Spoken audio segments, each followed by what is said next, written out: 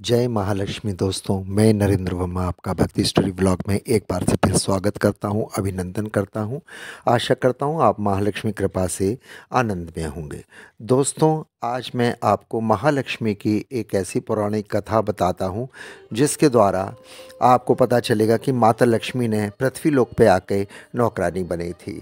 तो दोस्तों, क्या है, आइए देखते हैं। एक दिन माता लक्ष्मी और भगवान विष्णु धरती लोक पर घूमने आए, लेकिन धरती लोक पर माता लक्ष्मी से गलती हो गई।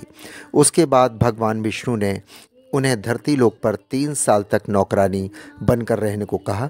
चलिए जानते हैं क्या थी माता लक्ष्मी की वो गलती जो उन्हें नौकरानी बनना पड़ा।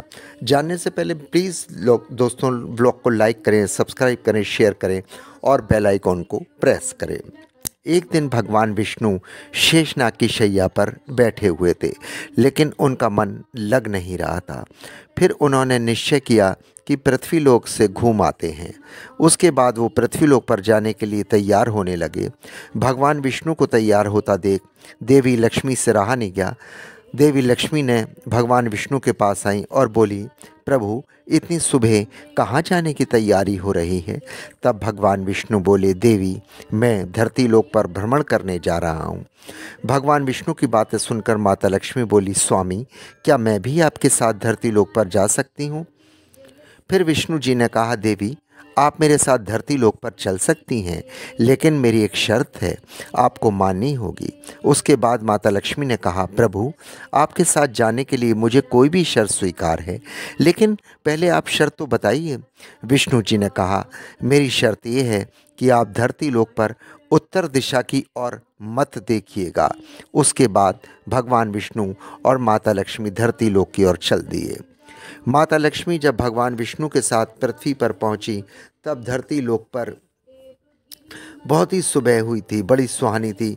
धरती लोक पर बारिश के कारण बहुत ही मौसम सुहाना था। धरती लोक की सुंदरता को देख माता लक्ष्मी का मन मोहित हो गया। धरती लोक की सुंदरता से वे इतनी मंत्रमुग्ध हो गई कि भगवान विष्णु की शर्त भूल गई।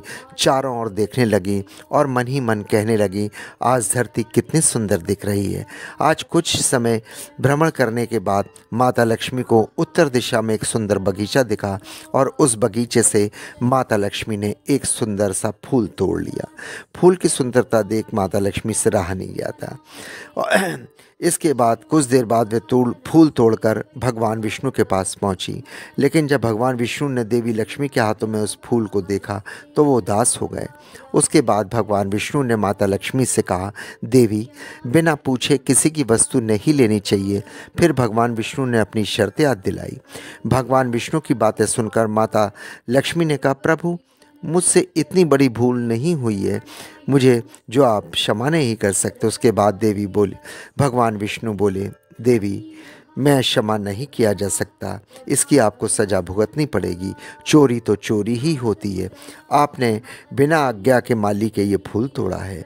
विष्णु जी की बातें सुनकर देवी लक्ष्मी ने कहा, स्वामी, आप मुझे क्षमा नहीं मिल सकती तो अब मैं क्या करूं? तब भगवान विष्णु ने कहा, आपने माली से बिना पूछे इस बगीचे से फूल तोड़ लिया है, तब आपको इस माली के घर में नौकरानी बनकर कार्य करना पड़ेगा 3 वर्ष तक, और 3 वर्ष के बाद मैं फिर आपको लेने आ जाऊंगा।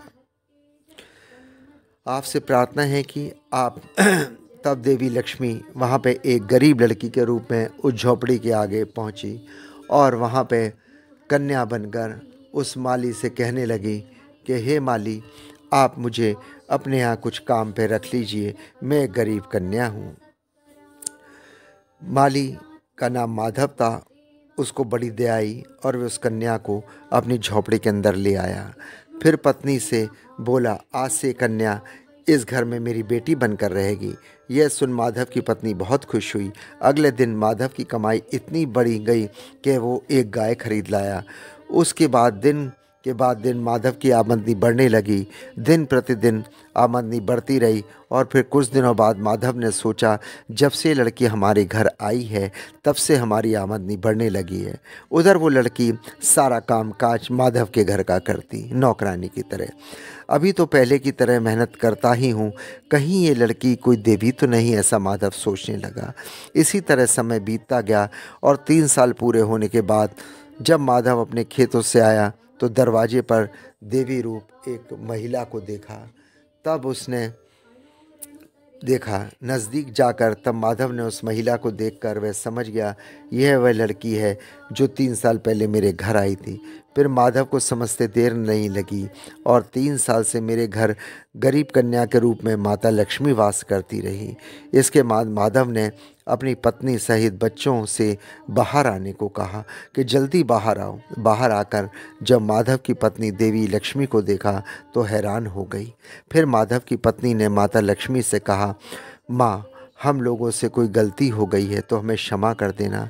इसके बाद माधव बोला, माता, हमने आपसे खेतों में काम करवाया, घर का काम करवाया, घर के सारे ही काम किए। हो सके तो माँ हमें क्षमा कर दो, हम मूर्ख हैं, अज्ञानी हैं, हमें नहीं पता था। माता, आप ये सुंदर भोजन करो इतने दिनों से। तब माता लक्ष्मी बोली, नहीं माधव, तुम एक नेक इंसान हो, तुमने इतने दिनों से मुझे अपनी बेटी बनाकर रखा। मैं तुम्हें वरदान देती हूँ, तुम्हारे पास कभी धन की कमी नहीं होगी। इसके बाद माँ लक्ष्मी विष्णु जी के साथ रथ पर बैठकर बैकुंठ धाम को चली गई। तो दोस्तों, ये महालक्ष्मी की कहानी थी। आपको ये ब्लॉग कैसा लगा प्लीज़ कमेंट्स बॉक्स में ज़रूर लिखें। और हाँ, ब्लॉग को अधिक से अधिक सब्सक्राइब करें, लाइक करें, शेयर करें, बेल आइकॉन को प्रेस करें और कमेंट्स बॉक्स में जय महालक्ष्मी ज़रूर लिखें। जय महालक्ष्मी लिखकर पुण्य के आप भागी बनेंगे।